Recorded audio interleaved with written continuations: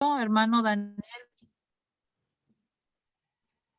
Sí, hermana Dice, Estela, díganos por favor el título de nuevamente dice, Ujú. razones por las cuales hoy Dios te llama a levantarte. Y pues la palabra clave pues es llamado, llamar. Ujú. Ahora sí ya pueden opinar qué necesidad estará cubriendo ese título.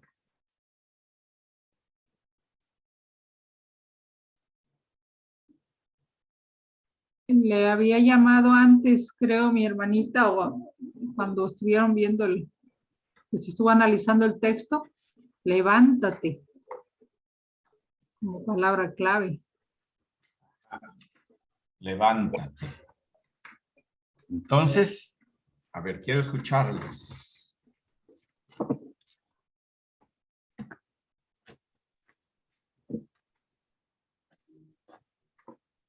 ¿Cuál es la necesidad?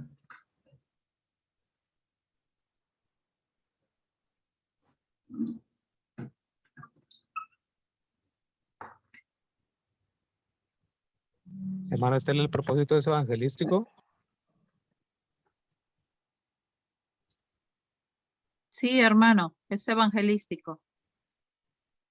Hermano, ¿podría ser liberado del pecado? O sea, una necesidad de ser liberado del pecado o limpiado del pecado. Sí, pero nosotros tenemos que rescatarlo del título. Al yo escoger ese título es porque estoy detectando una necesidad. Entonces, pongo ahí la palabra en el título. Puede ser, claro, rescatado el pecado, pero esa expresión no está en el título.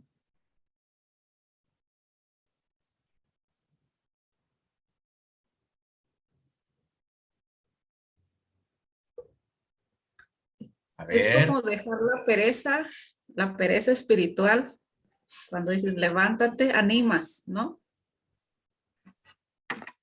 bueno, otra vez la palabra, es decir, puede ser que haya una necesidad relacionada con la pereza, pero quiero que rescatemos del título, lo estamos haciendo al revés. En realidad debíamos haber detectado la necesidad y luego en base a la necesidad yo hubiera buscado un texto y luego en base al texto pongo el título que quiere cubrir una necesidad. No hay problema, ahorita lo estamos haciendo al revés porque también nos sirve en retrospectiva. Ya tenemos el título. Vamos a suponer que no estamos nosotros en clase de homilética, ¿no? Simplemente alguien se paró ahí al frente y dijo, este es el título de mi sermón. Entonces yo digo, o pienso, entonces él quiere cubrir tal necesidad.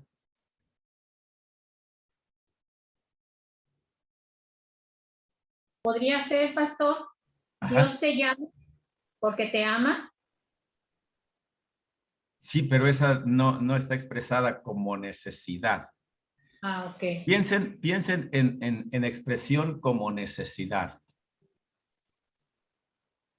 Hermano, Ajá. bueno, ahí sería porque hay personas caídas en el pecado. Entonces la necesidad es esa, que hay personas que están sumidas en el pecado, envueltas en el pecado y están pues ahora sí tumbadas, ¿verdad? Caídas Sí. allí. Bueno, esa es la situación, pero no es la necesidad. Ujú. Entonces, de conocer a Cristo, que Él les puede, que conozcan quién les puede sacar de allí. Muy bien, pero así no está expresado el título. A ver, de todos modos vamos a salir de este enredo, ¿eh? No hay problema, no se esperen. Yo a propósito estoy vuelta y vuelta antes de que yo diga qué necesidad estoy detectando, pues mejor que ustedes lleguen a ella. Otra vez, ¿cómo es el título? Lo repito, Sí, dice, razones por las cuales hoy Dios te llama a levantarte. bien. Ahí está el título. En base a esas palabras que están allí en el título, ¿qué necesidad detecto que quiere cubrir el sermón?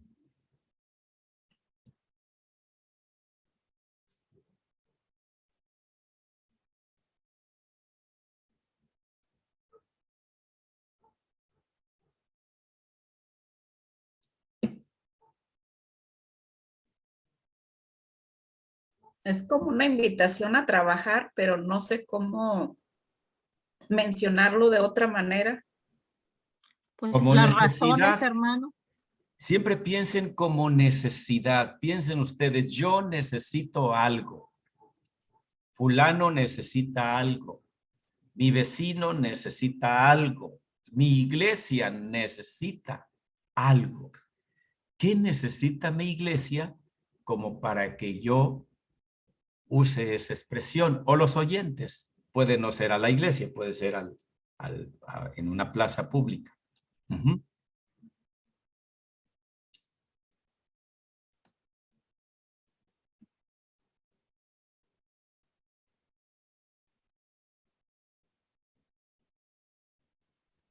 A ver, hermano, en caso de, si estamos hablando evangelístico y un inconverso, Ajá. pues la necesidad, o sea, necesita de Cristo, Sí, ¿sí? O sea, porque vive en pecado, o sea, está lejos de Dios.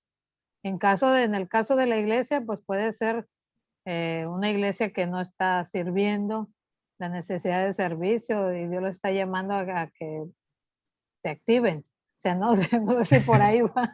sí. No, es evangelístico, entonces no vamos Si a no es para la iglesia, no. no es para los convertidos, como quien dice, o si es para los convertidos, sería para que ellos aprendieran a comunicar ese mensaje a otros, ¿verdad? Así Pero es. si es evangelístico y va directamente sobre el incrédulo, entonces, otra vez, en base al título, usando las palabras del título, ¿qué necesidad vamos a cubrir? La necesidad que tiene el mundo de escuchar el llamado de Dios para levantarse de su miseria. Ahí está la palabra llamado, ¿verdad? Está recuperando. Bien, Dani, ya nos vamos entendiendo. Dani está recuperando la palabra llamado y levantarse. Ahora sí, ya, ahí estamos. Entonces, expresado eso, ¿por qué le dije razones? Bueno, inclusive podría incluir la palabra razones. Puedo decir, las personas necesitan escuchar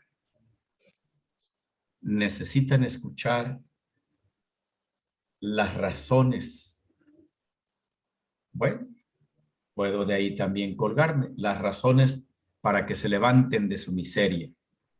Bien, o me voy sobre el otro punto que realmente, si me voy sobre las razones, estaría mucho metiéndome hacia el intelecto. Puedo olvidarme de razones y así como lo expresó Dani, o con otras palabras, decir, el mundo necesita levantarse de su pecado. Muy bien. El mundo necesita, el incrédulo necesita levantarse de la condición en la que se encuentra. Bueno, ¿sí me explica ahora sí cómo vamos amalgamando todo? Si yo detecto que mis oyentes tienen la necesidad de bueno, ya no usar la palabra levantarse, hay que usar otra. Que podría ser si ellos tienen la necesidad de incrementar su fe en Jesús o afirmar su fe en Jesús. Bueno, entonces este pasaje, alguien de aquí escogió fe, ¿verdad? Como Sí. palabra clave. Entonces, entonces va dirigido a esa necesidad de fe. ¿De acuerdo? ¿Quién tiene otro título?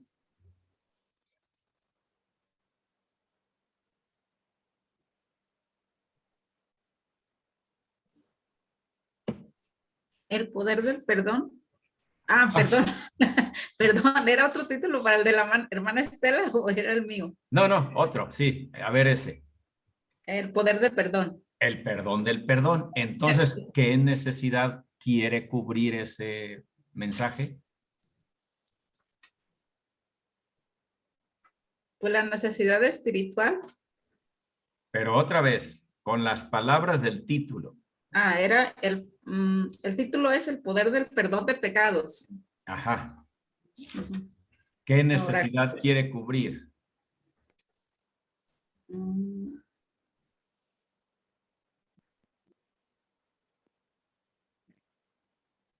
De perdón, ¿no? Sí, ahí está la expresión, ¿verdad? Ya nada más hay que armar la frase. Sí, ¿cómo la armarían? Se vale que participen otros también. Igual, Dani, ¿quieres armar esa frase? Ármenla para que le ayuden a la hermana Ana Lilia.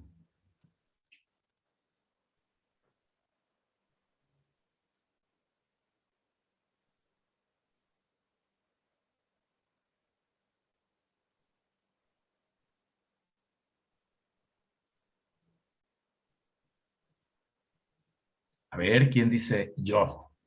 Opinen, hermanos, para que fluyan las ideas y también otros se retroalimenten.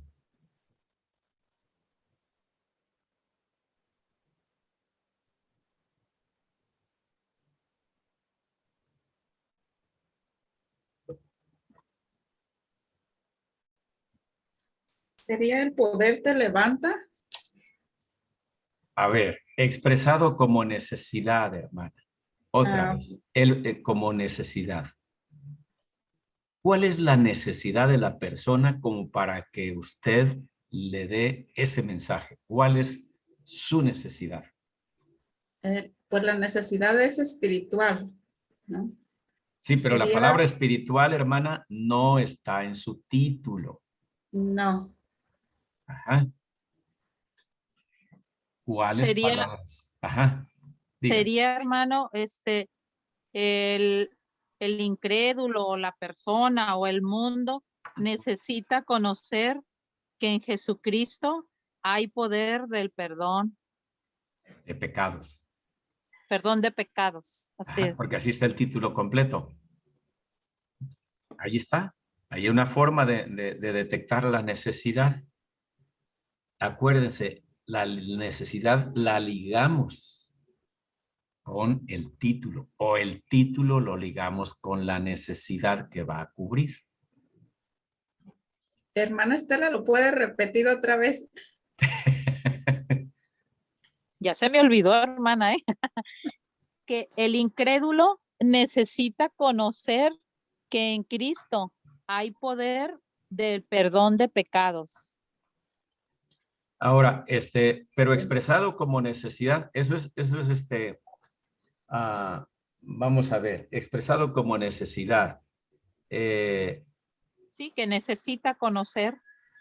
Ajá, el incrédulo necesita conocer que en Cristo hay poder de perdón de pecados. Hay poder de perdón de pecados. Ahí está, expresado como necesidad.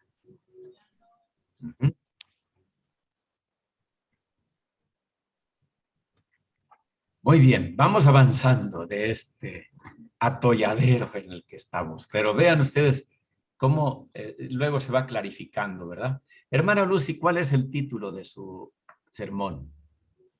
Es la fe en Jesús sana. Ah, entonces, ¿qué necesidad quiere cubrir? Pues que sana espiritualmente y sana físicamente. Sí, pero ¿qué necesidad? O expréselo como necesidad. Ok. El Sería- oyente, Ajá. miren, ese es algo que les puede ser útil. El oyente o el auditorio o la iglesia o el incrédulo, el que pongan ahí, necesita. Y ya con eso Ajá. les sirve de guía para armar la frase. A ver, hermana. Entonces, el oyente necesita Ajá. sanidad espiritual. Bueno, está bien. Y sanidad física. Ah, bueno, entonces lo juntamos. El oyente, el oyente necesita sanidad espiritual y sanidad física. Ajá. Ahora, cuando decimos sanidad física, estamos reduciendo mucho el número de oyentes, porque no todos los oyentes tienen una enfermedad física, ¿verdad? Sí. Ajá. Entonces, por eso Ahí sería bueno nada más espiritualmente, puede ser nada más espiritualmente. nada más, ¿verdad? Pues, Ajá. ahora, si estamos visitando un enfermo, para Ajá. eso nos sirve esta elaboración de temas. Yo puedo llegar con el enfermo con un pequeño bosquejito organizado para en 5 minutos, ni modo de predicarle ahí 30 minutos, ¿verdad? Pero ahora en Sí. 5 minutos o en 10 minutos, el tiempo que considere prudente por su estado en el que está, yo le pueda comunicar un mensaje muy bien estructurado. Más que, porque a veces se darán cuenta que llegamos y ahora, ¿qué le digo? ¿Y qué esto? Bueno, yo llevo un bosquejito. Y ese bosquejo me va a servir de guía, que es probable, mire, la mayor parte de las veces se puede echar mano del bosquejo casi como está. Algunas veces tendremos que salirnos del bosquejo porque el paciente o el enfermo tiene otra necesidad. Entonces vamos a enfocarnos también en esa necesidad. No, pero si no vamos preparados bíblicamente para tocar el tema que el paciente está expresando como necesidad, bueno, de todos modos la vamos a tomar en cuenta a la hora de orar, ¿verdad? A la Sí. hora de orar, tomaremos en cuenta la necesidad que por ahí se expresó. Entonces, la necesidad del oyente, según el título de nuestra hermana Lucy, ¿cómo quedaría? Pues la fe en Jesús sana espiritualmente. Ah, ese es el título. Ajá. ¿Y la necesidad? ¿Cuál es? El oyente necesita sanar espiritualmente. Bien, muy bien. Y ya usted le puede poner el oyente o el incrédulo o X, ¿verdad? Sí. Bien, entonces ahí vamos avanzando. A ver, por aquí está mi hermano David. ¿Qué título tiene tu mensaje?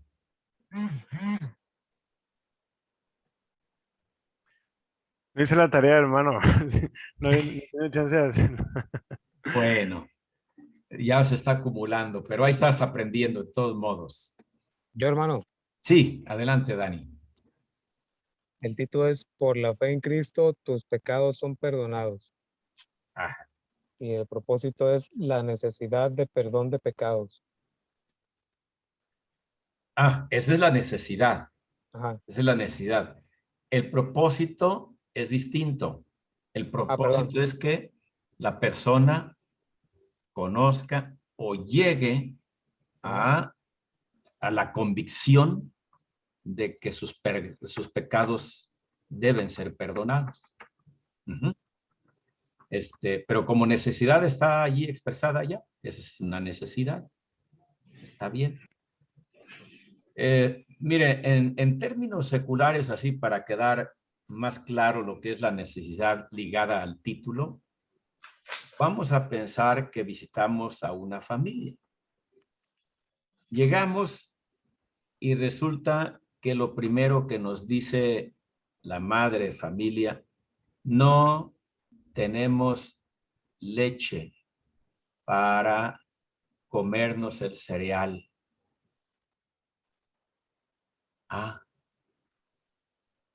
¿Cuál es su necesidad? ¿El cereal o la leche? La La leche. leche. La leche. Aunque en la frase aparece también cereal. Pero la necesidad es leche. Entonces, yo puedo decirle, mire, la forma de conseguir leche es así.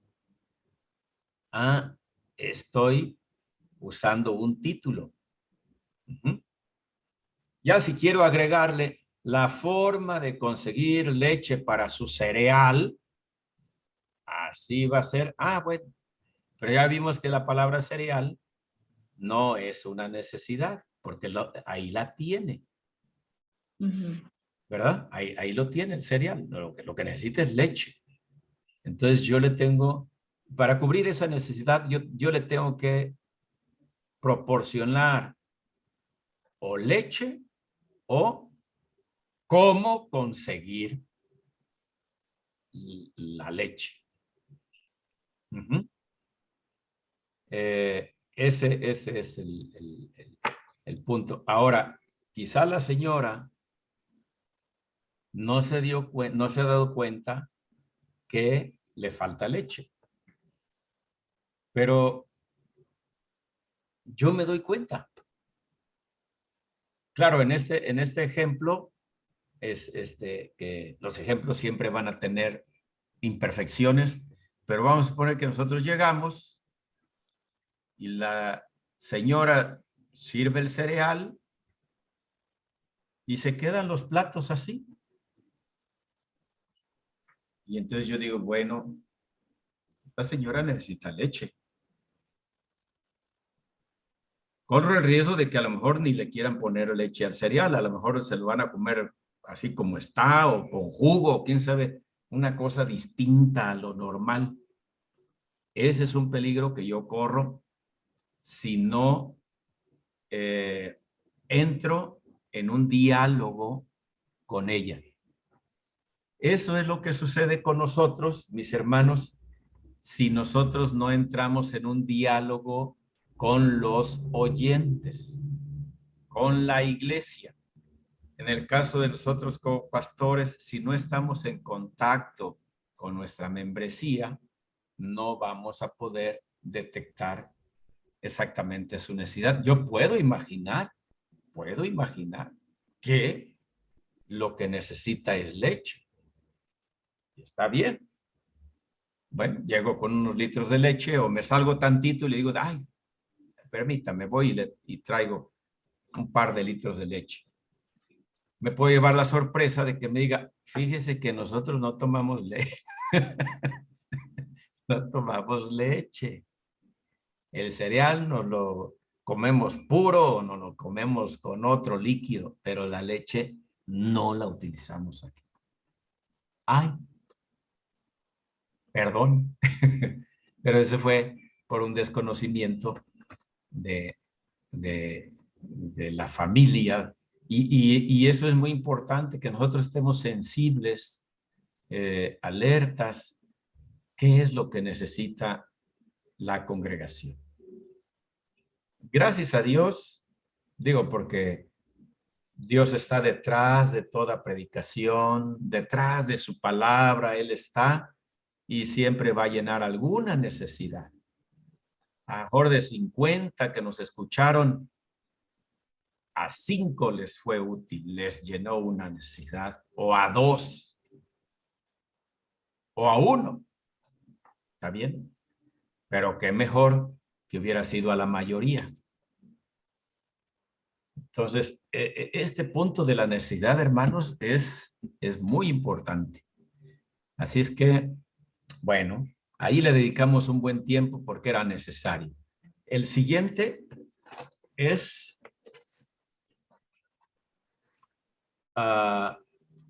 bueno, dentro de la necesidad vimos que la gente nos oye para comprender mejor la palabra de Dios. Esa necesidad, por ejemplo, es latente.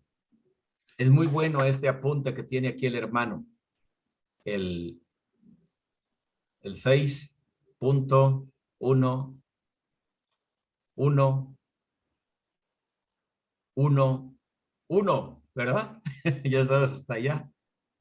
La gente nos oye para comprender mejor la palabra de Dios. ¡Ay! Qué bueno que al menos esa parte va a ser cubierta, porque la mayoría asiste a la iglesia para comprender mejor la palabra de Dios. No importa el tema del que se trate.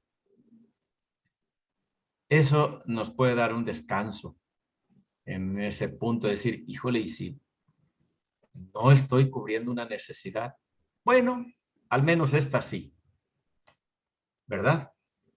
2, la predicación, ¿qué pusieron allí en el 6.1.1.1.2? El propósito de la predicación. Ajá.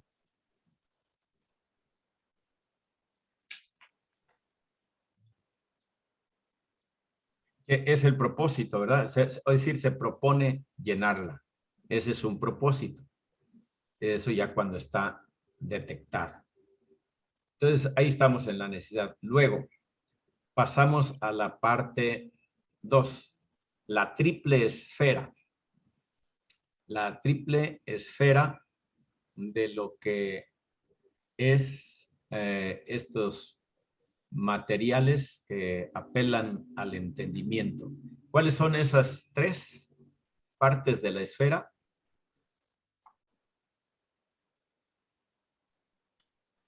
Aclarar el significado de los textos y de los temas. Bien, es muy importante eso, ¿verdad? Perdón. Mm. Sí, adelante, hermana, hágalo completo. Explicación de pertinencia de nuestro texto y explicación de cómo practicarlo. Ajá, estamos apelando al entendimiento, recuerden, ¿verdad? Entonces estamos poniendo a la persona a pensar, a pensar. Entonces, este texto significa tal cosa. Si nosotros no estamos seguros que eso significa el texto, pues mejor buscamos otro texto. Por ejemplo, cuando el Señor dice que es más fácil que un camello pase por el ojo de una aguja a que un rico entre en el reino de los cielos, ¿qué significa eso? Pues nosotros tenemos que explicarlo si estamos predicando sobre ese pasaje. La gente quiere que se le aclare el significado del texto. Probablemente ya lleguen con una idea del significado del texto y ahí se les afirme o se les cambie su pensamiento acerca del texto. O también puede ser que no estén de acuerdo con nuestra explicación del significado del texto. Eso es un riesgo que vamos a tener. Vamos a ver cómo andamos. Sí, 47. Estaba checando para no abusar del tiempo. Entonces, y luego es bueno lo que es la pertinencia del texto. Regresamos a Marcos. hay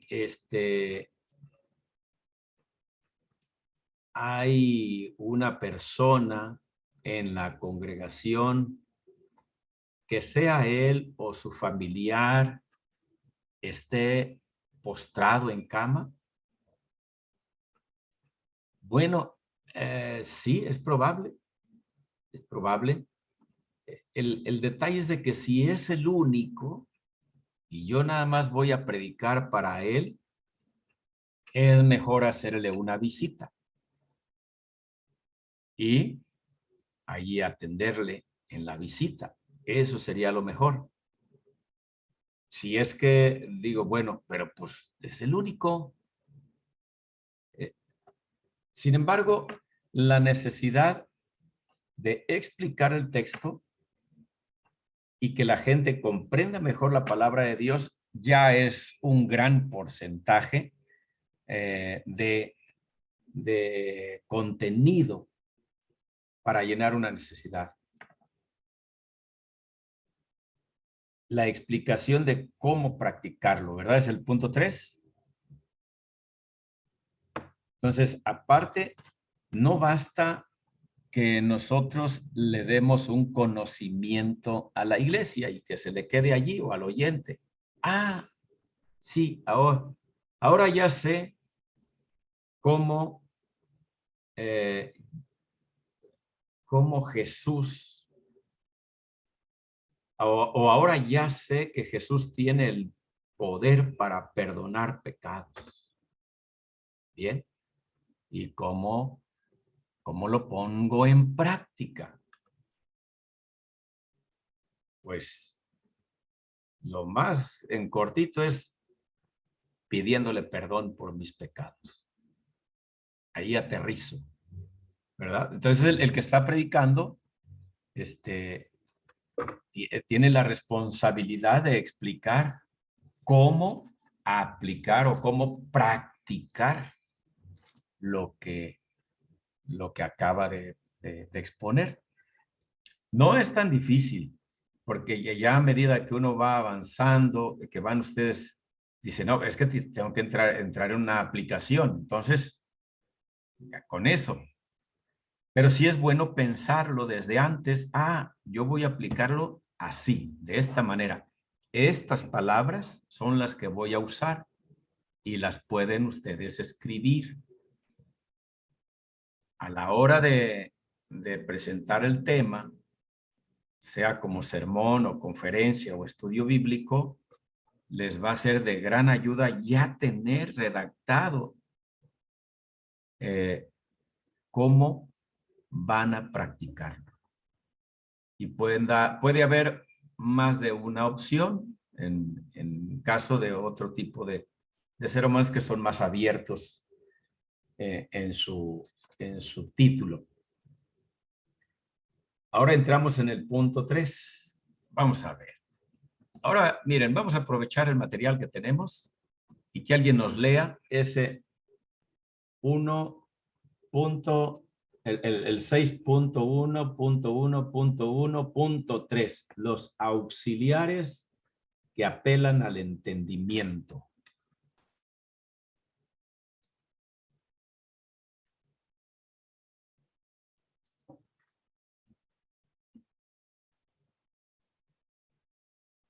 Desde definición y todo eso. Sí, por favor. Dice, las auxiliares que facilitan toda apelación al entendimiento son 5, a saber, la definición, la narración, la descripción, la ejemplificación y la comparación. La definición es la respuesta terminante y por excelencia, la que basta para que sepamos exactamente qué es aquello por cuyo ser preguntamos a la pregunta. ¿Qué es esto? Tiene por función delimitar con precisión lo definido, separándolo idealmente de todo lo demás. Gracias. A ver, hasta ahí porque quiero hacer una aclaración. Miren, lo que está entre paréntesis nos rompe la idea de lo que venía manejándose de la definición. Vamos a omitir el paréntesis y entonces leemos así. La definición es la respuesta terminante y por excelencia a la pregunta, ¿qué es esto? Tengan cuidado de que cuando ustedes encierran algo entre paréntesis, no sea tan largo. Si es tan largo, no conviene usar el paréntesis. O le ponen una coma, porque puede ponerse así. La definición es la respuesta terminante y por excelencia, coma, la que basta para que sepamos exactamente qué es aquello por cuyo ser preguntamos, coma. Porque esas comas están ayudándonos, solamente se les llaman como, al detectarlas son como comas aclarativas. Entonces, eso es lo que hace el paréntesis, pero nos distrae mucho. Cuando una frase es demasiado larga, no usemos paréntesis. Es más, si quieren, mejor quiten la frase y luego hacen alguna aclaración. Porque ¿se dan cuenta cómo nos rompió la idea? Entonces, leemos así. La definición es la respuesta terminante y por excelencia a la pregunta, ¿qué es esto? Tiene por función delimitar con precisión lo definido, separándolo idealmente de todo lo demás. Idealmente, pero no necesariamente. Nosotros podemos llegar a una palabra que necesitamos definirla. Y cuando estemos dando la definición, casi nos estamos olvidando de todo lo demás que está en el sermón. Yo necesito definir esta palabra. La defino. Ah, bueno, ahora que ya la definí, entonces sí, la tomo en cuenta en todo lo que estaba yo exponiendo para poder aclarar entonces el significado de lo que venía desarrollando y cómo esa palabra ya definida encaja y le da sentido a la exposición. Sigue, por favor, con ¿cómo? Como su propósito es dar cuenta del objeto, delimitarlo y aislarlo de todo lo que no sea él, lo que la definición enuncia debe corresponder al objeto, a todo el objeto y solo a él. La definición rigurosa se hace con auxilio del género próximo y la de diferencia específica. En realidad, se puede decir que en el sentido lógico más estricto no hay más regla de la definición que esta. La definición debe contener el género próximo y la diferencia específica. En la práctica, sin embargo, hay grande ventaja en tener siempre presentes las siguientes consideraciones. La definición no debe ser ni demasiado amplia ni demasiado restringida. La definición no debe contener elementos superfluos. La definición no debe estar supuesto o incluido en la definición. La definición no debe ser tautológica, es decir, no debe contener repeticiones inútiles y viciosas. La definición no debe ser negativa si puede ser positiva. La definición debe atenerse al contenido actual del concepto definido, no a la significación etimológica de la palabra que la expresa. Bueno, esto ya lo comenté en la clase anterior, ¿recuerdan? Y cómo el texto bíblico debe, en la medida de lo posible, debe definirse conforme al significado que en su tiempo se tenía. Y trasladarla a nuestro tiempo y a nuestro lenguaje es muy complicado. Entonces, ¿qué palabra voy a usar? Por ejemplo, la palabra concupiscencia. Híjole, pues, si yo busco el significado de concupiscencia en el diccionario, lo más probable es que no me dé la definición de la palabra que está en griego y que el escritor se le ocurrió que esta de concupiscencia era la más cercana al significado de la palabra griega. Entonces, no sé por qué el hermano, ya lo expliqué la vez pasada, le dio tanta importancia al concepto actual sobre la significación etimológica. También dije que es cierto que algunos significados etimológicos de las palabras ya se habían perdido desde tiempos bíblicos. Una de ellas era evangelio, que esa palabra en su significado etimológico ya no se usaba cuando en tiempos bíblicos Jesús la usó y los apóstoles la usaron. Entonces nos interesa más bien qué significaba evangelio en tiempos de Jesús. Significaba buenas nuevas o buenas noticias. Perfecto. Entonces ya no me interesa la significación etimológica. Para el entendido del pasaje, no me interesa. Sí me interesa como cultura general. Y sí me interesa porque en algún momento algún erudito podría decir, oye, evangelio no significa buenas nuevas en su significación etimológica. Y si yo no lo sé, a lo mejor me atrevo a decir, no, sí significa. Y entonces aquel me va a decir, no, esa no es. Entonces, si yo no lo sé, ni sabía que este embrollo, preferiría entonces decirle, bueno, es probable, ¿verdad? Que no significara esto etimológicamente. Lo desconozco, pero esto es lo que significaba en tiempos de Jesús. Entonces sí tenemos que apuntar hacia allá. Ahora, por ejemplo, la palabra átomo, mis hermanos, ¿qué significa átomo? Por definición. Si alguien la tiene, está bien. La definición actual. Pero su definición etimológica ya no tiene sentido.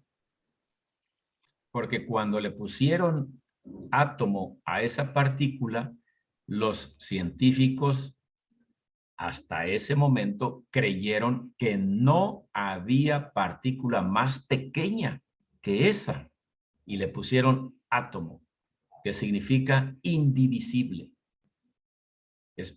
No se puede partir, es un solo tomo. Entonces,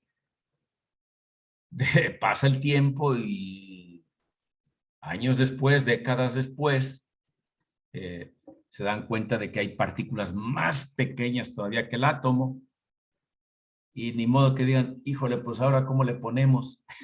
Pues ya, así se llama, ya así se queda. Entonces, esto es bueno traerlo a colación para que sepamos esa dificultad en la que de repente podemos encontrarnos entre la significación etimológica de la palabra y su significación, fíjense bien, y su significación en tiempos bíblicos y la significación de la palabra en nuestro tiempo que se está usando en la Biblia para traducir aquella. Ya no está tan fácil la cosa, ¿verdad? Más que también el lenguaje es dinámico, muy dinámico, no se estanca y está moviéndose continuamente. Hoy en la mañana, en el grupo de oración, salió a colación la expresión pareja. Y de una vez se los comparto, pues también para que aprovechemos esa enseñanza y la apliquemos. De repente alguien dice, bueno, el hermano fulano de tal y su pareja están pasando por una situación difícil y demás. Y entonces uno se queda pensando, a ver, ¿estarán casados? Porque su pareja, pues no me dice de su situación civil. Ahora, esa expresión se utiliza, bueno, hasta entre policías se dicen pareja, ¿verdad? Entonces, está complicado. Es preferible utilizar la palabra correcta. Su esposo o su esposa. Si no son esposos, pues entonces sí cabría la palabra pareja, por no usar su amante, ¿verdad? U otra más tosca. Ya sabemos que el eufemismo se vale utilizar. Entonces la palabra pareja en un momento dado entra como un eufemismo allí. Pero estamos conminados en ese caso, hermanos, a no usar la palabra pareja entre esposos. No, es mi esposa, es mi esposo. No, oren por mi pareja. Y ahí se queda uno así como, ¿verdad? Entonces, sí, igual el significado de las palabras y como es tan dinámico, ahora, ¿qué significa pareja en nuestro tiempo? No, pues está muy feíta esa palabra. Mejor no la uso. Mejor uso esposo o esposa. Y salimos del problema. Hace muchos años, hermanos, la palabra marido no tenía significado de esposo. Una mujer podía llegar y decir, es mi marido. Y desde que decía, es mi marido, caray, ya nos estaba dando a entender que no estaban casados. Al menos eso allá en mi región, ¿verdad? Allá en Acapulco. Entonces usaban la palabra marido como ahora sí que, como un eufemismo para no decir, pues, es mi amante o vivimos en unión libre o quién sabe qué. Sin embargo, en otros ámbitos, marido y esposo son sinónimos. Para evitar ese tipo de confusiones, esposo no hay vuelta de hoja, ¿verdad? Y es que las expresiones, por ejemplo, cuando alguien se casa ante un juez civil, de repente usaban, los declaro marido y mujer. Y bueno, pues era válida la palabra legalmente. Pero cuando se empezó a utilizar con este sesgo, que alguien podía presentar al varón con el que iba como marido, dando a entender que no era su esposo, pues entonces esa palabra ya no conviene usarla, porque podría causar confusión o no ser precisa. Pues si es mi esposo, y punto. No le cambie. En la Biblia vamos a encontrar indistintamente la palabra marido y esposo, pero la palabra marido no con el significado que se le daba acá en mi región. Quiero decirles que a mí me causó cierto problema cuando leía en la Biblia marido de una sola mujer. Dije, ah, caray, ¿verdad? Porque venía de un contexto donde ya marido ya no significaba exactamente esposo. Entonces tengo que ir al texto y ver, a ver, qué significa allí. ¿Qué significa esposo? Ah, bueno, está bien. Entonces, esposo, pues. Por ejemplo, cuando el Señor le dice a la mujer samaritana, ciertamente has dicho, tantos maridos he tenido y con el que estoy ahora no es mi marido.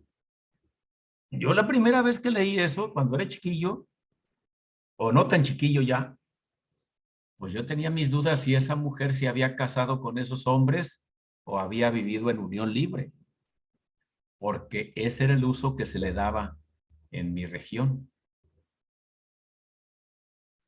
Igual, hermanos, aquí hay que aprovechar esto, porque si alguno de ustedes los invitan a dar un tema fuera de nuestra región, hay el riesgo de que usemos palabras que en nuestra región tengan un significado y allá tengan otro, en nuestro mismo México. Ya no digamos si nos salimos de México.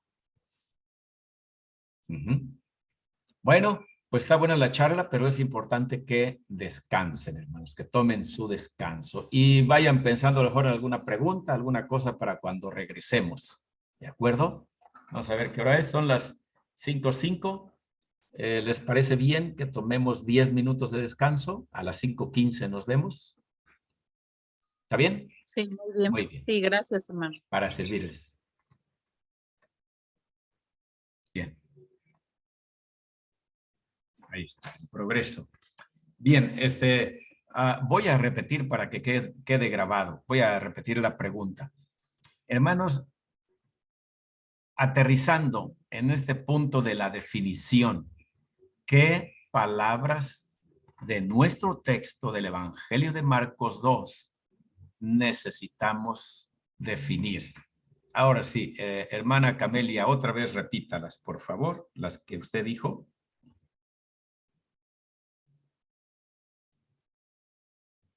Aunque con el micrófono abierto sería mejor. Sí, hermano, cavilaban y blasfemias. Muy bien, entonces ¿qué es cavilar? ¿Verdad? Cavilar. Entonces, explicar eso. ¿Qué es blasfemia? ¿Qué otra mencionaron? Escribas, hermano. Ah, hermana. También veía ahí otra de los tributos y los publicanos. Ajá. Están aquí, entonces.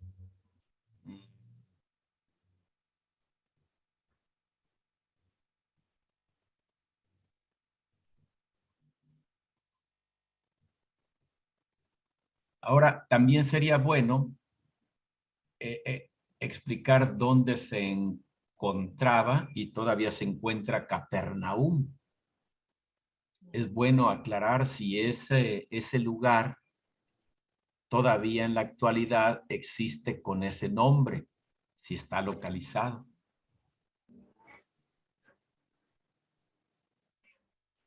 Hermano, una pregunta. Sí. ¿Hasta cuántas definiciones se pueden utilizar en un sermón? ¿Cuántas son válidas? Pues que no se vuelva todo el sermón un grupo de definiciones. O sea, ¿hasta cuántas es válido usar? Esa pregunta es buena, hermana. No hay alguna instrucción que yo haya leído de parte de alguien como un número, una cantidad. Sin embargo, nosotros en nuestro criterio podemos elegir aquellas palabras que nos interesa definir para nuestro propósito. Entonces, ahí entraría nuestro criterio, porque tiene razón. Ahorita estamos solamente detectando qué palabras conviene definir, en el sentido de que no todos podemos conocer ese significado, ¿verdad? Entonces sí conviene que uno haga esas aclaraciones. Ahora, aquí estaba viendo si aparecían de inmediato Jesús das cuenta, acá está. Es que mencionaron a otros grupos, pero yo no los hallo aquí más que a los escribas.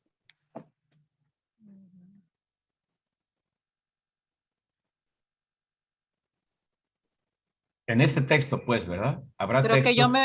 yo me fui más adelante, hermano. Creo que yo me fui más adelante. Sí, sería nada más escribas. Muy bien, gracias. Nada más hasta el versículo 12, ¿verdad? Llega nuestra meditación. Ajá, está bien. Sí, inclusive existe el peligro de que me salga del mensaje. O sea, voy a decir quiénes son los escribas. Qué bueno que defina quiénes son los escribas. Pero a lo mejor abuso y entonces empiezo a decir, los escribas era una secta entre tantas otras, como también estaban los saduceos, estaban los fariseos, estaban los celotes, estaban los los esenios y quién sé qué tanto. Bueno, ¿y en qué contribuye a mi propósito que yo esté dando toda esa información? Es lo que tenemos que preguntarnos. No digo que no abundemos para allá. A lo mejor sí es necesario, pero tengo que hacerme esa pregunta. ¿Contribuye? ¿Tiene algo que ver? Pues no, y luego me va a quitar como 5 minutos ahí de mi exposición. Entonces digo, no, nada más defino quiénes eran los escribas y ya digo entre otros y punto. Pero no me pueden explicar, los escribas se diferenciaban de los saduceos en esto y de los fariseos y que de los ancianos pues no, solamente que esté dando una clase sobre los partidos en tiempos de Jesús, podría ser, pero aquí sí me comería mucho tiempo y a lo mejor hasta me desvía de mi propósito que tengo. Bueno, ¿qué otra palabra creen que podría tener necesidad de definirse?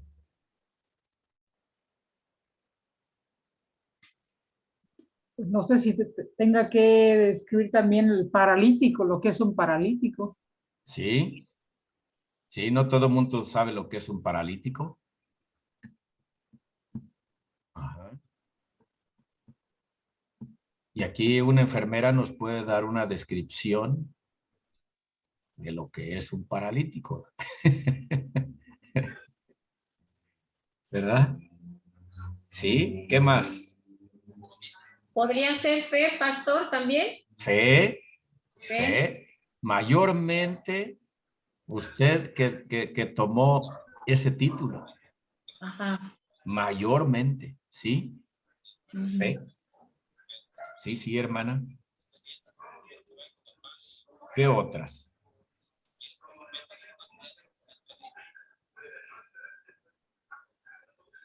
Porque miren, entre nosotros, de alguna forma, estamos identificados con el argot religioso, el argot bíblico.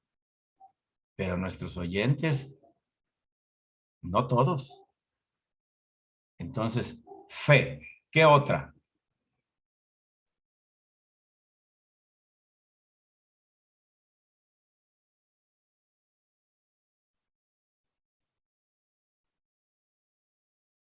A un ladito del paralítico aparece una frase.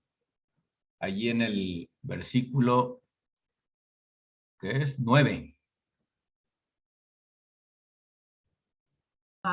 Quería comentar eso de los pecados. ¿Pecados? Pecados, ajá, porque a veces, bueno, en la iglesia tradicional, pues se les deja una penitencia para después de que según se les perdonó los pecados. Ujú. Pero Jesús sí, o sea, era real con él, es real. Sí. Quería comentarla, pero no sabía. Sí, definir lo que es pecado está bien. Porque hay gente que piensa que una mentirilla no es pecado. No, no. ¿Cómo hacer pecado?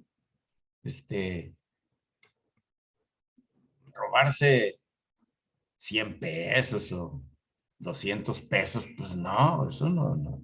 Pecado es robarse 1000 o 10,000, a lo mejor. Hay cosas que hay personas que, es más, que hasta piensan que ni han pecado. Entonces sí conviene darles una definición de pecado. Mayormente estos títulos y propósitos evangelísticos están ahora sí que obligados a definir pecado. ¿Qué otro? El perdón, ¿verdad?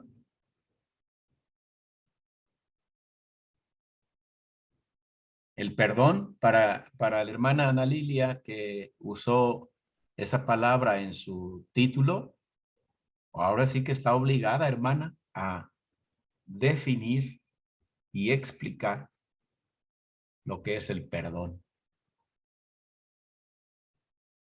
¿Qué otra?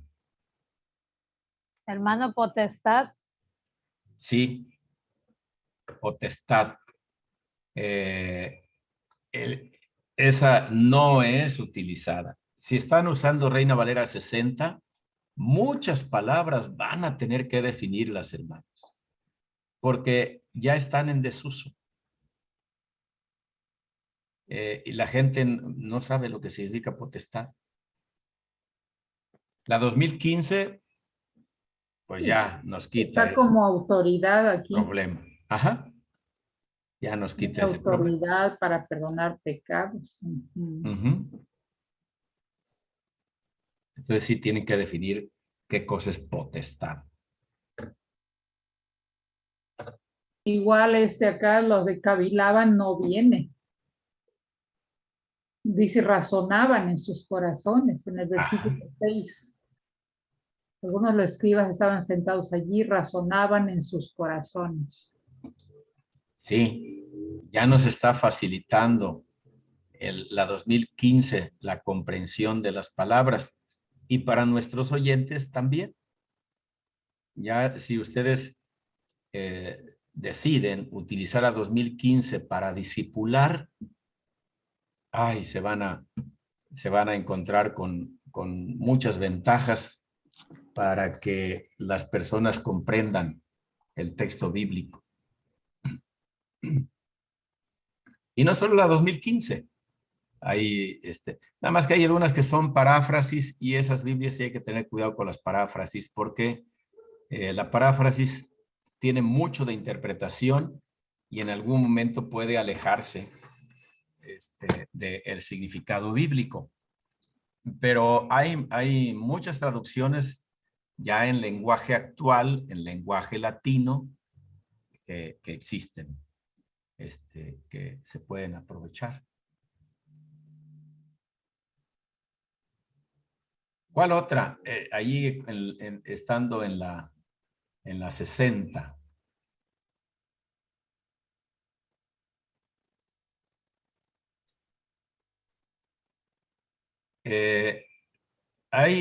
Hay un título ahí para Jesús que conviene explicar.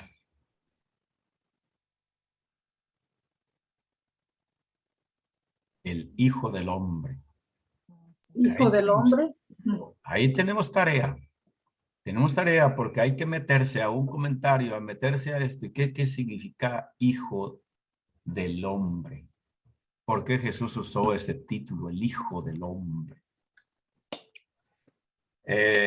Si no lo podemos explicar, por lo menos decir, cuando Jesús usó la expresión el Hijo del Hombre, se refería a él. Y salimos, salimos del atolladero de tener que dar una explicación teológica. Y luego teológica en términos sencillos. Ese es el asunto. Entonces, el Hijo del Hombre. O sea, a la forma encarnada, ¿verdad? Haber venido a encarnar acá. Sí, el Hijo del Hombre hace énfasis a la encarnación de Jesús, es decir, a su naturaleza humana.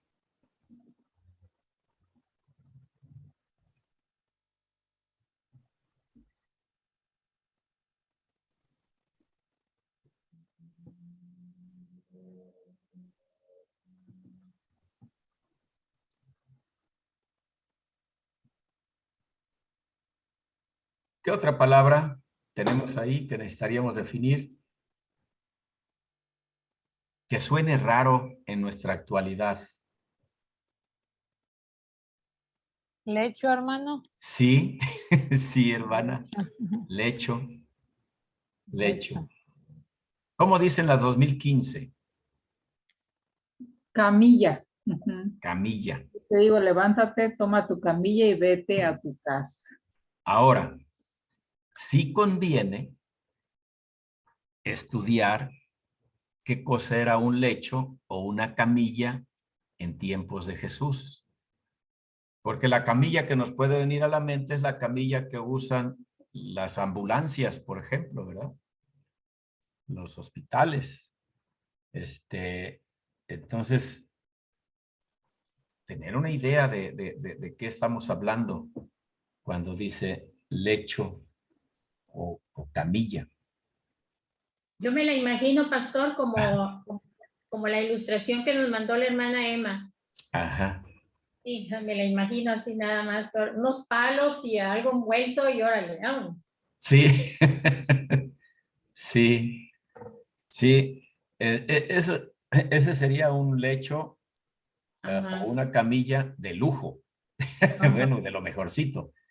Sí. Digo, no es de personas ricas, pero el lecho podía llegar a ser la misma capa que estaba prohibido que si alguien le prestaba por la capa, se quedara con ella en la noche. Tenía que devolvérsela porque el pobre, esa era su cama, ese era su lecho.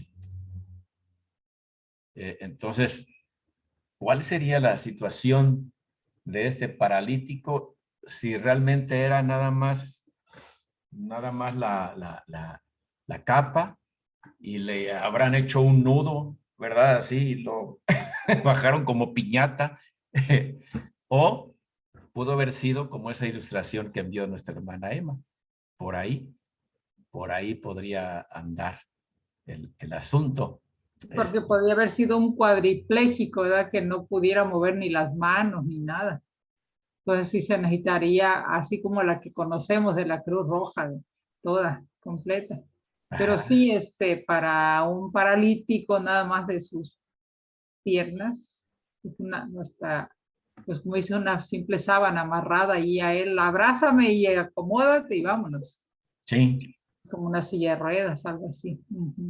Sí.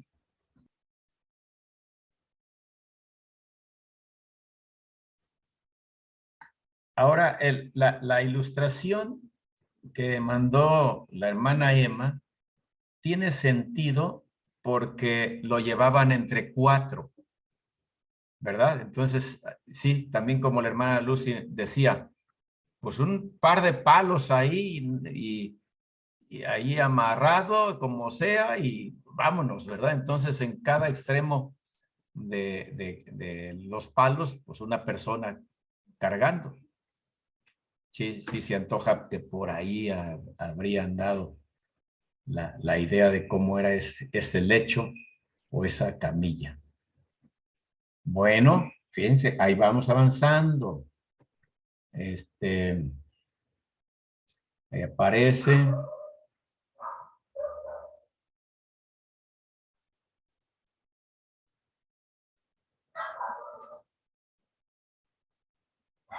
¿Qué cosa es glorificar? Y antes de eso está asombro. ¿Qué cosa es asombro?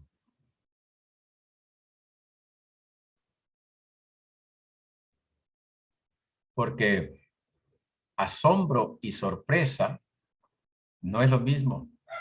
No es lo mismo ser sorprendido que ser asombrado. Es interesante eso.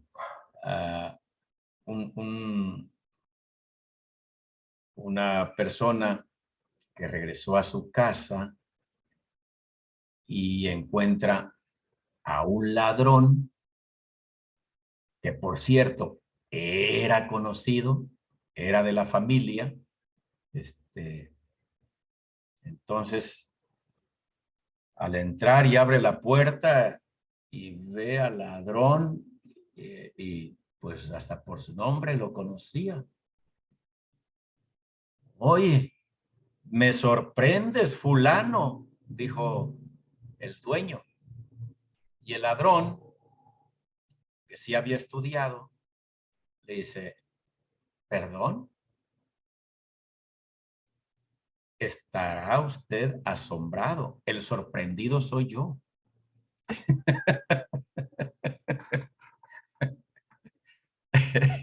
Ahí está la diferencia entre asombro y sorpresa. ¿Qué les parece? Y ilustraciones así nos pueden ayudar en algún momento también para explicar el significado de una palabra. O sea, nada más era ladrón, ¿verdad? No era... no, no era ignorante. Para eso había estudiado. Sí. No era su intención de robar. Ay. No, bueno, sí, de hecho sí reconoció que lo habían sorprendido robando, ¿verdad? Sí, el sorprendido soy yo. Que lo habían, no era su intención estar ahí cuando llegaran. Ajá. Sí, no era su intención que lo Sí, sorprendieran, como lo dicen, sorprendieron. con las manos en la masa, ¿verdad? Muy bien, hermanos. Bueno, pues buen ejercicio para levantar la importancia. Y cuando digo levantar es ponerlo pues en alto la importancia de definir las palabras. Y ahorita pues claro, abundamos en muchas de ellas y de todas esas, como la hermana Estela pregunta, pues si me paso definiendo todas las palabras, a lo mejor ni me alcanza el tiempo y pierdo hasta el propósito de mi mensaje. Entonces yo debo seleccionar aquellas que van a contribuir al propósito de mi mensaje. ¿Bien? Y ya si alguien quiere que le aclare qué significa una de las palabras ahí, pues que me lo diga y nos vemos en 8 días mientras investigo.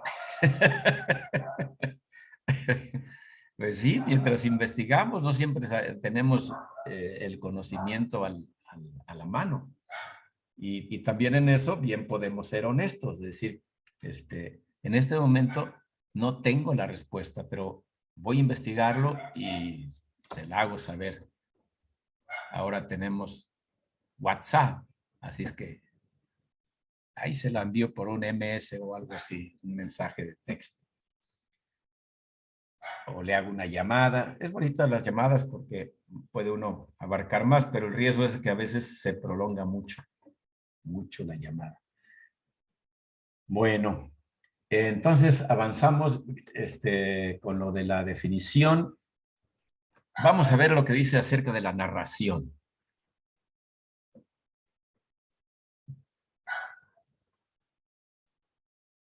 Adelante, ¿quién quiere leer? Yo, hermano. Yo leo. Adelante, hermana. Ok. Dice, si bien la narración no apela únicamente al entendimiento, No por esto hemos de pasar por alto su gran valor educativo. Bien se ha dicho que la narración fue el único instrumento pedagógico usado por el hombre primitivo. Es la forma literaria más simple y comprensiva. Se presta para suministrar muchos conocimientos que enriquecen la mente y desenvuelven el pensamiento. Se presta también para mejorar el lenguaje, aumentar el vocabulario y facilitar la expresión. De todas las formas literarias, es la más expresiva y de fácil comprensión, tanto para los niños como para los adultos. Un alto promedio de la inteligencia humana no entiende discursos ni argumentaciones, pero puede en cambio entender perfectamente bien una relación.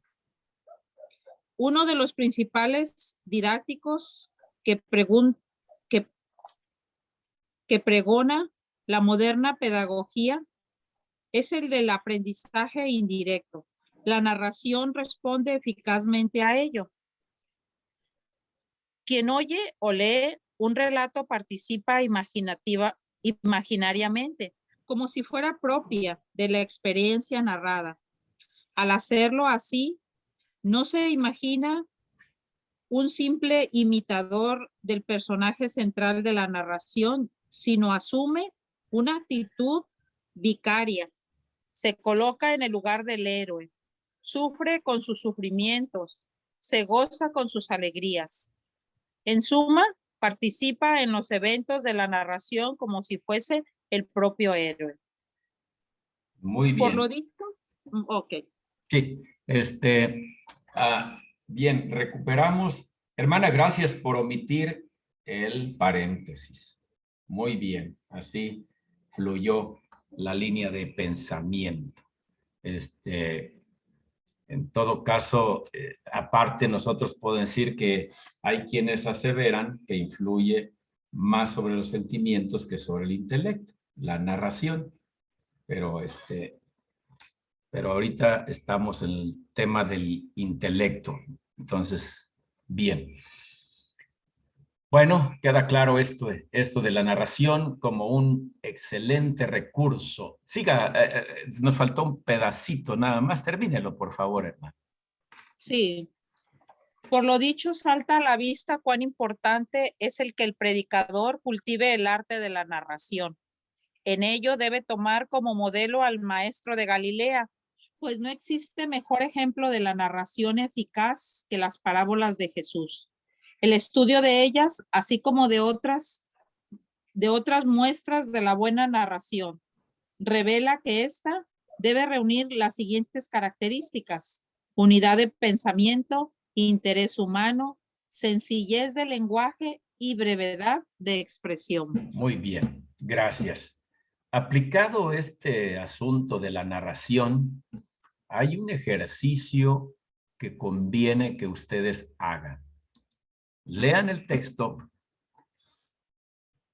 una, otra y otra vez. Se dice que por lo menos 5 veces, al menos 5 veces debe leerse el texto. Si son 10 veces, mejor. Hay que leerlo y volverlo a leer hasta que casi, porque no es la intención que nos lo aprendamos de memoria, no. Pero sí casi nos lo aprendimos de memoria. Y ya que lo tenemos aquí en nuestra mente, muy claro cómo fue todo eso, siempre será recomendable leer la Biblia. Siempre será recomendable leer el texto bíblico. Y el oyente se mete a la palabra de Dios. Y después nosotros podemos hacer una narración. La narración. Vamos a ver. Estamos en Capernaum. Llegó Jesús de una gira. Vamos a imaginar esto. Capernaum está cerca de la playa del mar de Galilea. Y entonces la mente empieza a trabajar del oyente. Playa. y ya se ubican como que en Manzanillo, quién sabe dónde, ¿verdad? Playa. Y ya estamos apelando a eso. Y entonces estamos llevando, el texto no dice que es playa, pero nosotros investigamos que Capernaum está pues cerca de la playa. ¿Verdad? Nosotros investigamos. Y esa investigación la incorporamos a la narrativa que vamos a estar haciendo. Y metemos a la gente en esto. Ahora, la gente se entera que Jesús está en casa. Sí, sí, Jesús está en casa. Quiere decir que Jesús recurrentemente llegaba a esa casa y era considerada como su casa, aunque no era su casa. Pero era el lugar donde él había establecido su cuartel general, es decir, el lugar de donde se hospedaba y de ahí salía, hacía sus giras y regresaba. Pues en una de esas giras que él regresa, la gente se entera que está en casa y se dejan ir. El texto no dice que se dejan ir, pero es un hecho que sí, ¿verdad? Pero nosotros estamos dramatizando el asunto y narrándolo. Se deja ir la gente a tal grado de que no pudieron entrar todos.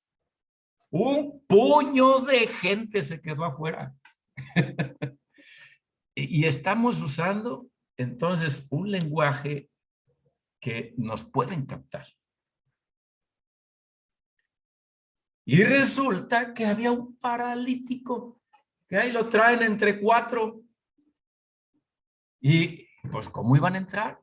Si los que no estaban paralíticos tampoco podían entrar porque ya estaba así de lleno el lugar.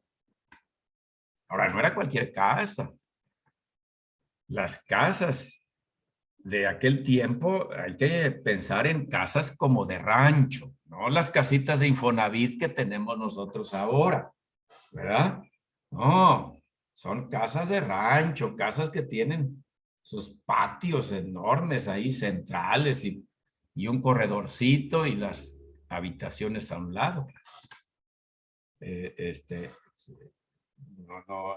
No podemos pensar que en un lugar tan encerradito, no.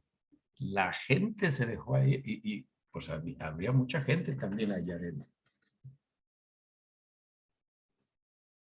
Y entonces Jesús está predicando.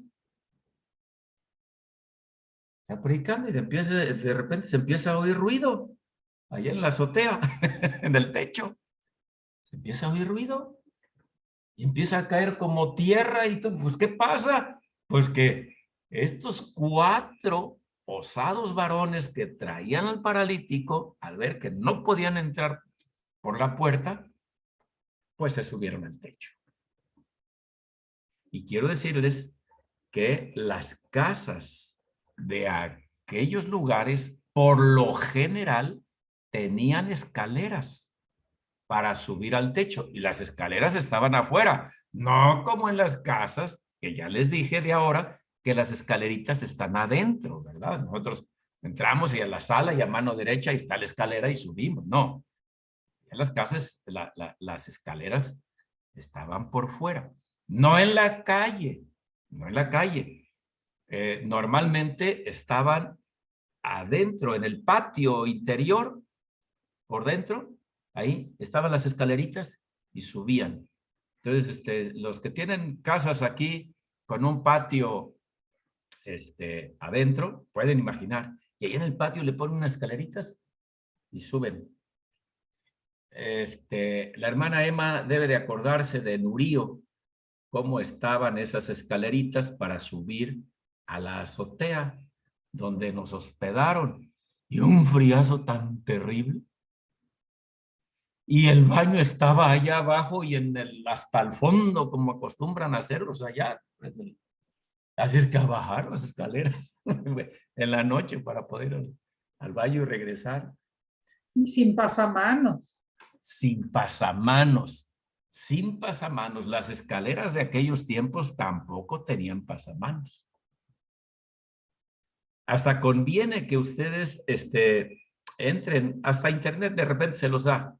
Una casa antigua en Palestina, una casa antigua en Capernaum, una casa, de alguna manera le van a atinar y les va a aventar algún croquis o hasta fotografías, porque en algunos lugares siguen teniendo la misma costumbre de construcción de las escaleras hacia la casa. Así es que estos,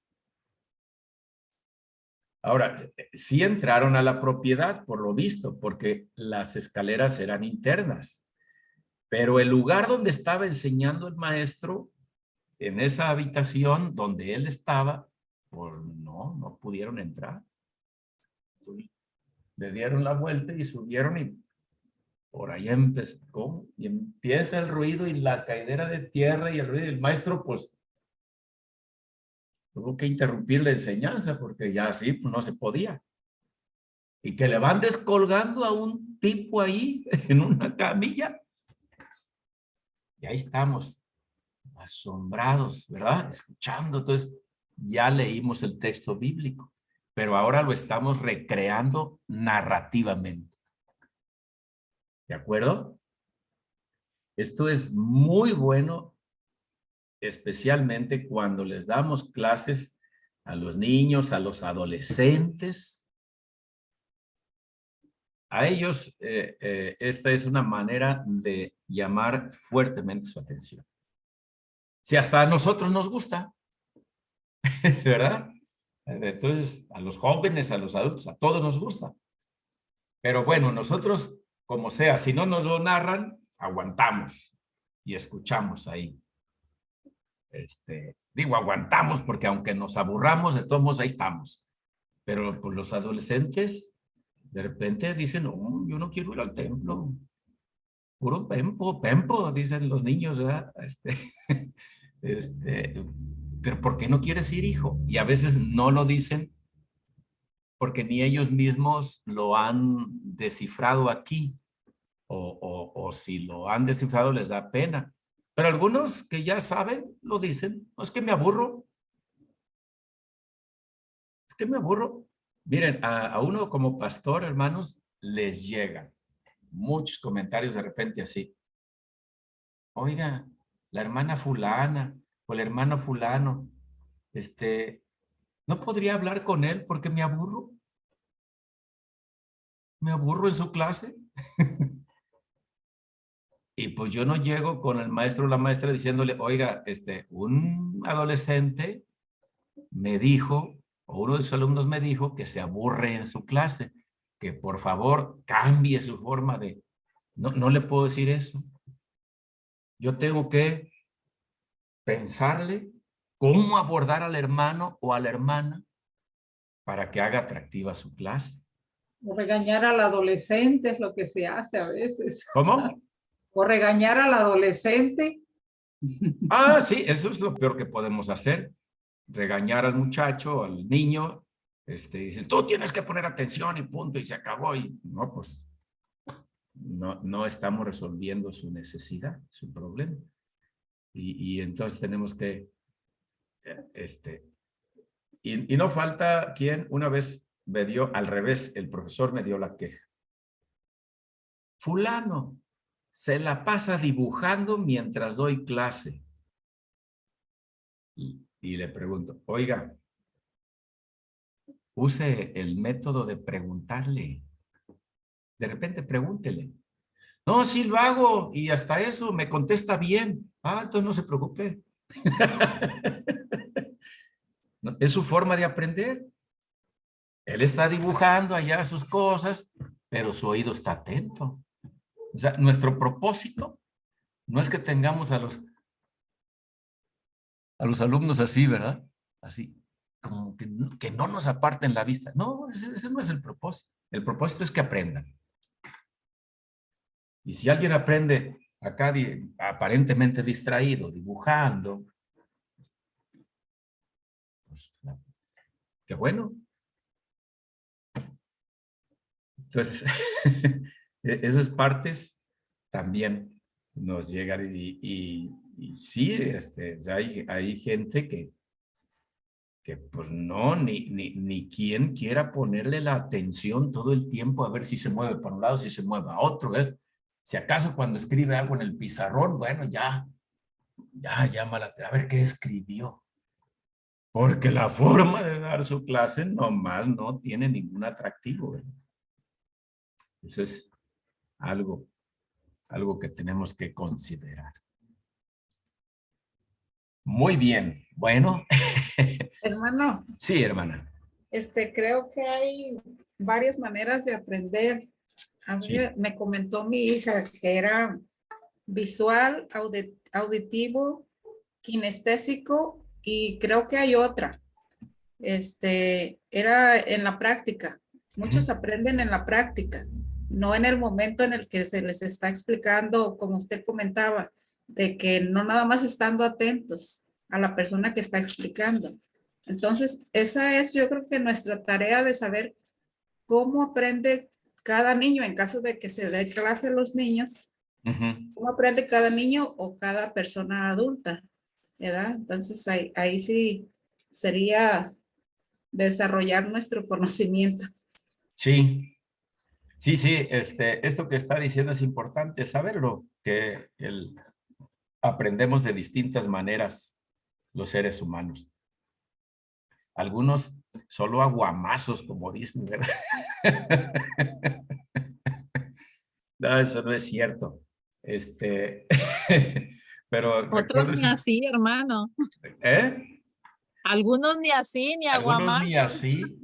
Pero oigan, los maestros que tuvimos, cómo nos daban de golpes con la regla, si no poníamos atención, o sea, ellos no llegaban a entender que uno sí estaba aprendiendo, aunque estuviera volteando para otro lado.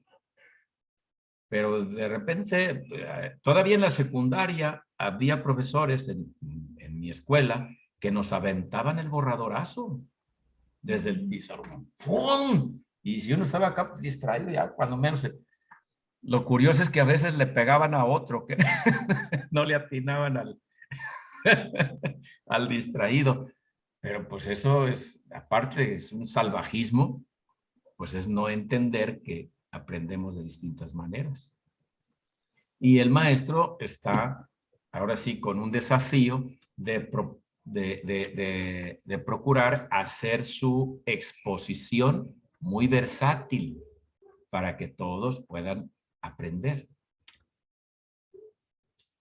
Yo tuve un alumno que era muy tímido, pero siempre que pedía que alguien pasara al pizarrón y explicara la solución de un problema, era el primero. Y lo resolvía bien, me tenía sorprendido ese cuate. Llega el primer parcial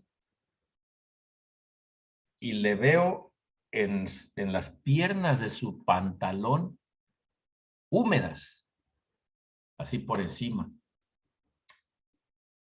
Y ya me le quedé viendo y resulta que le sudaban muchísimo las manos. Entonces, a cada rato se la secaba en el pantalón. Y ya me acerqué y le dije, oye, ¿qué te pasa? Dice, pues así me pongo yo en los exámenes. Siempre me pasa eso. Le digo, ¿cuál es tu miedo? Pues mi miedo es reprobar, que no voy a contestar bien el examen. Le dije, bueno, ya estás pasado. Le dije, contesta tu examen. Ya estás pasado. No vas a reprobar. Me demostraste durante las clases que tú sabes, tú aprendes. No necesitas demostrármelo con el examen. Ya estás pasado. Contéstalo como quieras. Se le acabó el sudor de manos. Y así, pero al siguiente parcial, otra vez sudando las manos. Y le dije lo mismo. Le dije, ya, no te preocupes. De veras, sí. Y el siguiente parcial, porque eran 3, va a ser lo mismo. Ya no te preocupes. Conmigo no te preocupes de los exámenes. Contestó bien. Bien, bien. Bien, buen examen así, de 100 el muchacho. Yo creo que ese tipo es una lumbrera allá afuera en su trabajo. Ahorita debe tener, pues, no sé, 20, pues alrededor de unos 40, 45 años, yo creo. Y es bueno eso, pues, también uno detectar esas cosas, uno como maestro. Y como maestro de Biblia, maestro de escuela dominical, maestro de adultos, maestro de jóvenes, pues qué importante, ¿verdad? Porque lo que enseñamos es trascendental. Mucho más que las clases que uno da allá afuera de física o de matemáticas. Esto es para la eternidad. ¿Verdad? Muy bien. Bueno, pues creo que ya llegó el tiempo de nuestro descanso. Y regresamos entonces a los 15 para tener una última media hora. O si nos alcanzan 40 minutos, está bien. Por ahí con que al 10 para las 7 andemos terminando, está bien. Entonces, disfruten su descanso, mis queridos hermanos. A los 15 nos vemos de nuevo.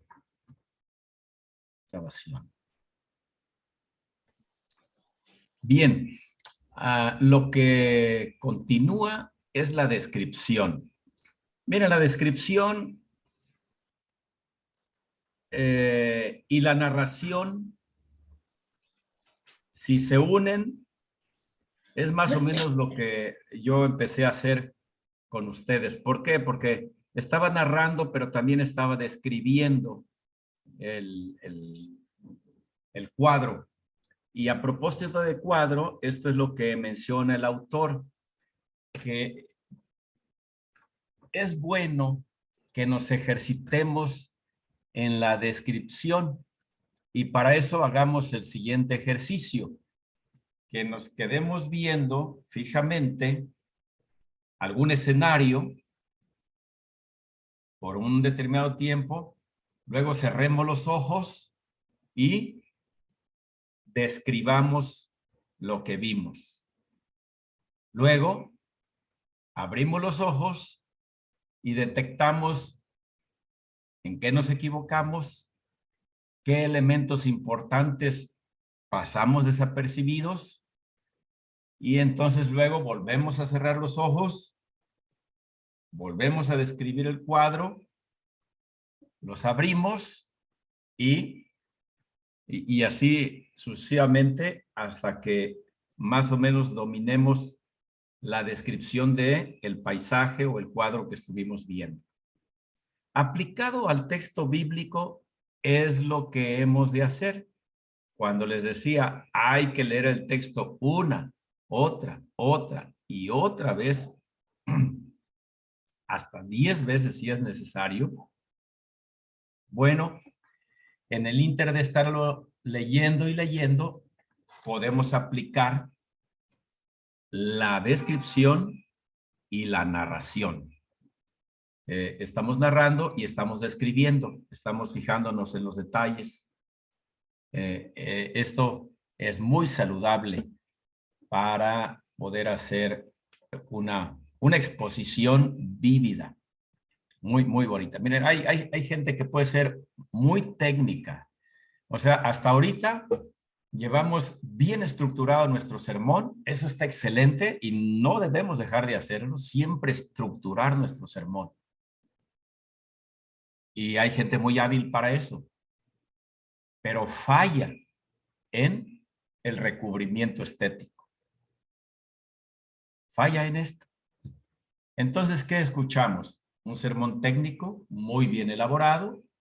Hasta podemos tomar nota y vamos a captar muy bien lo que él estaba diciendo en nuestros apuntes. Perfecto. Pero careció de vitalidad. Eso también hay que tener cuidado con ello. El otro recurso que se menciona aquí es el de la ejemplificación, el usar ejemplos para empezar a contrastar. Y bueno, aquí es donde entran de alguna forma las ilustraciones, ¿verdad? El usar ejemplos. En realidad, todo aquello que nos ayude para arrojar luz a nuestra enseñanza se le puede llamar ilustración. ¿Por qué? Porque arroja luz. Y un ejemplo tiene la intención de arrojar luz. Por lo tanto, un ejemplo entra también en la esfera de las ilustraciones. Y tengamos cuidado cuando decimos, voy a darles un ejemplo. Por ejemplo, no, pues ¿para qué repito la palabra por ejemplo? Eso también hay que tener cuidado con esas expresiones repetitivas. Les voy a dar un ejemplo y ya presento el ejemplo. Pero no sé si han detectado de que a veces incurrimos en esos errores. Voy a darles un ejemplo. Por ejemplo, ya había dicho que iba a darles un ejemplo, ¿para qué repito? Por ejemplo. Y si quieren no usar la palabra ejemplo, también voy a darles una ilustración. Voy a hacer una comparación. ¿Qué es la última parte que está aquí? La comparación. La comparación es otra forma de ilustración también. Y bueno, para no invertir mucho tiempo en la lectura, solamente vamos a leer aquí de la comparación, esto que está aquí, después de que dice, sea cual fuese la edad de las personas aludidas. Bueno, dice el siguiente párrafo, aunque escrito originalmente desde el punto de vista de la instrucción a la niñez, contiene un principio vital que es igualmente aplicable a toda apelación al entendimiento, sea cual fuese la edad de las personas aludidas. Alguien que no haya leído, por favor, este parrafito que está aquí. Adelante. Dice, el acto de conocer es en parte un acto de comparación y juicio de encontrar algo en las experiencias pasadas que expliquen y hagan significativa las nuevas experiencias. Si un amigo nos relata una experiencia o aventura, interpretamos su relación por medio de una comparación con algo muy parecido en nuestra propia experiencia. Y si dice algo que no tiene semejanza alguna con algo que ya conocemos, le pedimos que nos dé explicaciones e ilustraciones que traigan los hechos extraños a relación con nuestro punto de vista.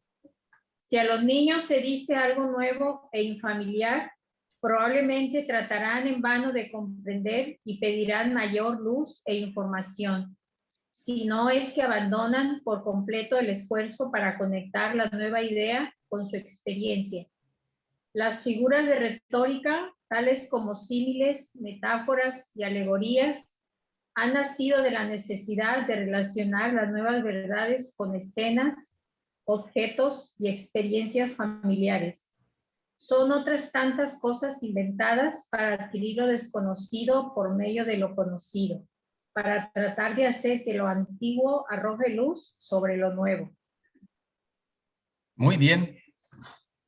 Miren, tan importante es rescatar la experiencia de nuestros alumnos y por experiencia entiéndase lo que ellos han vivido, ¿verdad? Vamos a pensar en sus vivencias.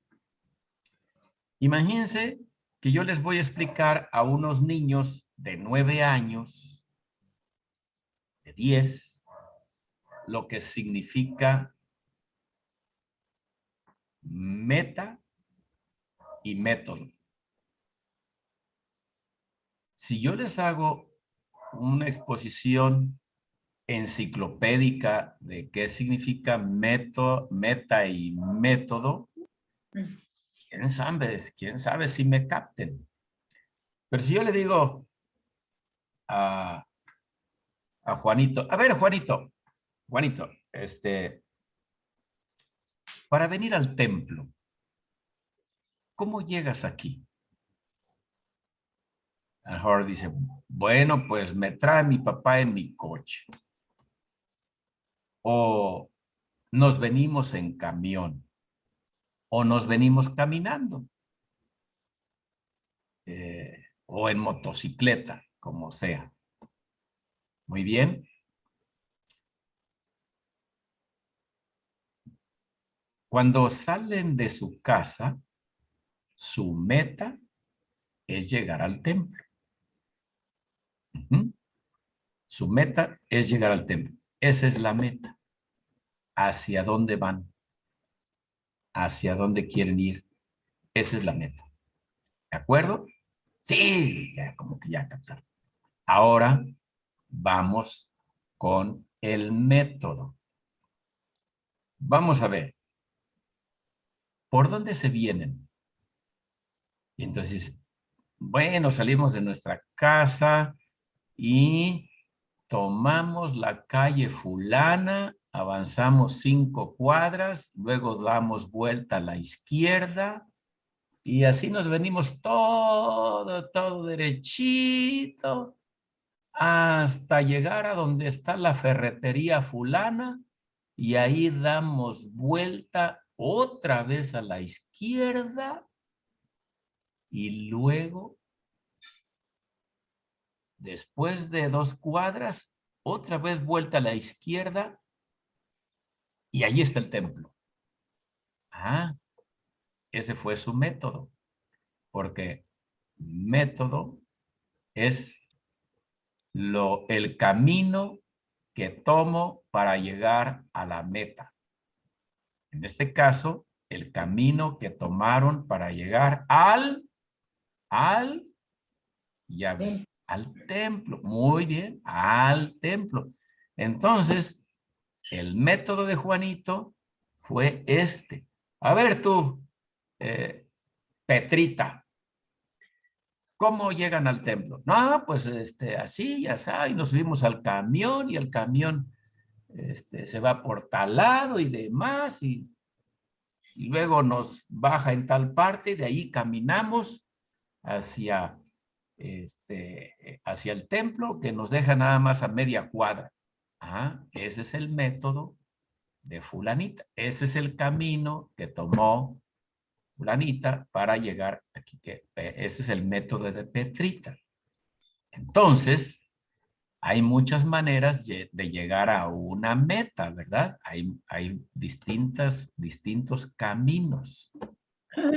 Y entonces ya se puede ir. Ahora ya sé lo que es meta y lo que es método. ¿Sí? Bueno. Está medio complicado explicar esas cosas a niños de esa edad, pero en su experiencia, apelando a su experiencia, a lo que ellos viven, lo pueden aprender así. En vez de que yo les haga una exposición enciclopédica y hasta etimológica, ¿verdad? Odos, camino. Pues bastante complicado. Pero así hemos de entrar en este tema entonces de la comparación para que, y si la comparación la hacemos respecto de las experiencias que viven nuestros hermanos, pues nos van a captar mejor. Porque tenemos experiencias muchas comunes, pues, ¿verdad? Todos tenemos que trabajar, todos tenemos que comer, todos tenemos que dormir, tenemos que vestir. Hay muchas cosas en las que coincidimos. Todos nos enfermamos, todos nos preocupamos, todos tenemos problemas de distinta índole, pero tenemos, y entonces nosotros cuando predicamos podemos echar mano de ejemplos de la vida real, de experiencias, Nada más no quemar a algún hermano de la iglesia, ¿verdad? Porque a lo mejor sacamos la vivencia de alguien que visitamos el sábado y pues ya lo expusimos ahí el domingo, pues no se vale, ¿verdad? Pero pero sí recuperamos esas vivencias y nos va a servir mucho para, para poder exponer. Regresando a nuestro texto, Marcos 2. Marcos 2. ¿Alguna vez nosotros hemos ido a algún lugar y por la cantidad de gente que había, no logramos entrar, no logramos el propósito por el que fuimos? O si lo logramos, ¿cómo le hicimos si ya estaba muy lleno? Y entonces estamos ahí entrando en esa comparación de lo que pasó allá en aquella casita atiborrada de gente con lo que nosotros estamos viviendo acá. Ahora con lo de las pruebas de COVID, ¿cuánta gente? La otra vez escuché en las noticias que a las 4 de la mañana, no alcancé a oír desde qué horas estaban ahí, pero a las 4 o 4:30 de la mañana salieron a decirles que ya se les habían acabado las vacunas y no podían seguirlos atendiendo. Creo que este ejemplo tiene, si lo sabemos aplicar, una buena comparación con lo que estaba pasando allá. ¿Qué riesgo corrió ese paralítico de no ser atendido por la cantidad de gente que había?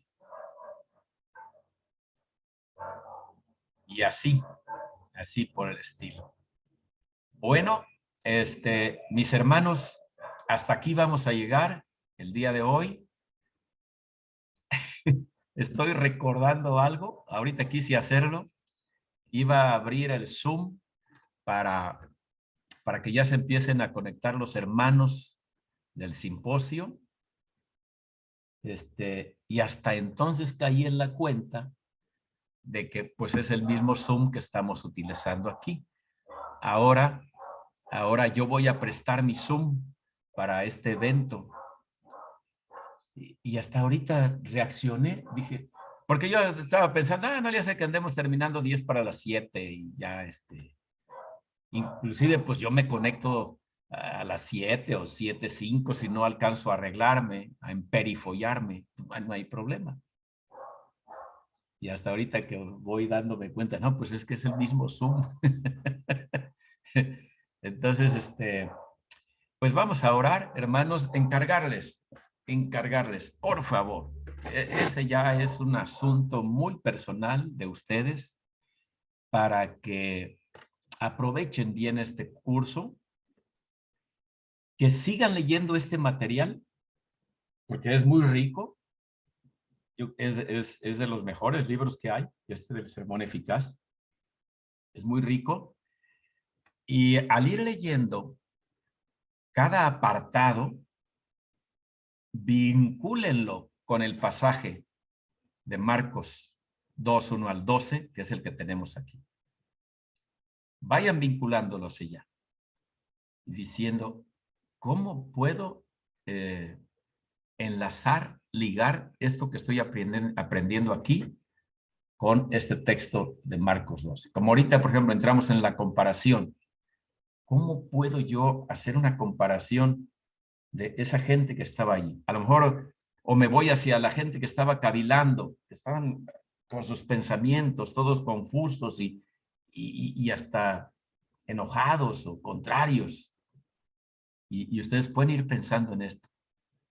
Van a ver cuán enriquecido va a ser su pensamiento. Mucho, mucho se va a enriquecer. Pero sí es un esfuerzo. No es tan sencillo. A veces no encontramos tan a la mano una experiencia de la vida real, sea de nosotros o de lo que nosotros vemos alrededor, para traerlo y enlazarlo con el texto que tenemos. Así es que hagan esto, hermanos, y ustedes pueden, en unas notas aparte, ir escribiendo esto. Frases, no pueden ustedes escribir solamente frases que los ligue a la aplicación. Por ejemplo, en este caso que estaba poniendo lo de las vacunas del COVID, con el problema de que el paralítico fuera atendido, yo puedo poner ahí, nada más esto de que personas a las 4 de la mañana no alcanzaron las vacunas porque se habían acabado. Y ya con eso, ¡pum!, me ubica en lo que tengo que narrar. No tengo que poner todo el acontecimiento, solamente me liga. Y así ustedes pueden ir ahí poniéndolo así, como ligándolo. Y aquí vamos a participar dentro de 8 días con lo que ustedes hagan sus anotaciones al margen del texto de este capítulo 6. ¿De acuerdo? ¿Con qué lo estarán ligando? ¿Con qué? Aquí, allá, con la expresión de Jesús, con el momento en que se levantó aquel o algo. Ahí van a estarlo ligando. Para eso, pues ya a estas alturas ya han leído y releído el pasaje. Síganlo leyendo y releyendo. Y al tenerlo aquí en la mente, van a ver cómo ¡pum! ¡Pum! Van a empezar a ligar con cosas que aquí están en este capítulo. ¿Bien? ¿Alguna pregunta?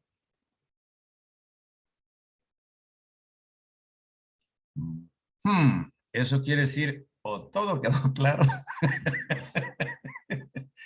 o nada.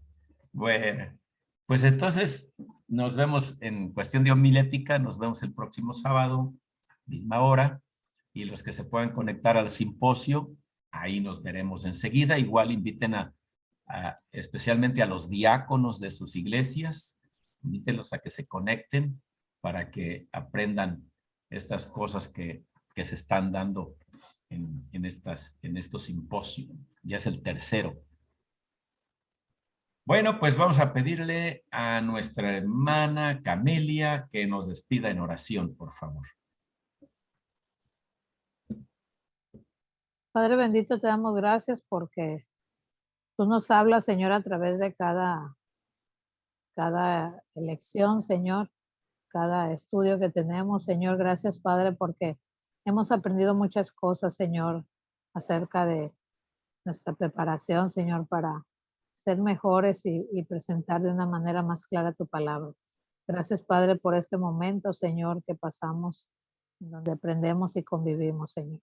Te pido que tú nos sigas abriendo el entendimiento, Señor, y que tú estés con nosotros en cada tarea, Señor, que nos ayude, Señor, para que podamos seguir adelante, Señor, entendiendo y pues cumpliendo, Señor, en este curso, Señor, todo lo que se nos deja, Señor, para poder cumplir, Señor. Bendito seas, agradecemos lo bueno que eres con nosotros, porque te lo pido en Cristo Jesús.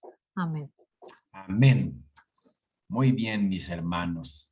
Entonces David, que está ya tras cortinas, él va a contar del 5 al 0 para despedirnos. Está bien, hermano. Muy bien. 5, 4, 3, 2, 1. Adiós, hermano.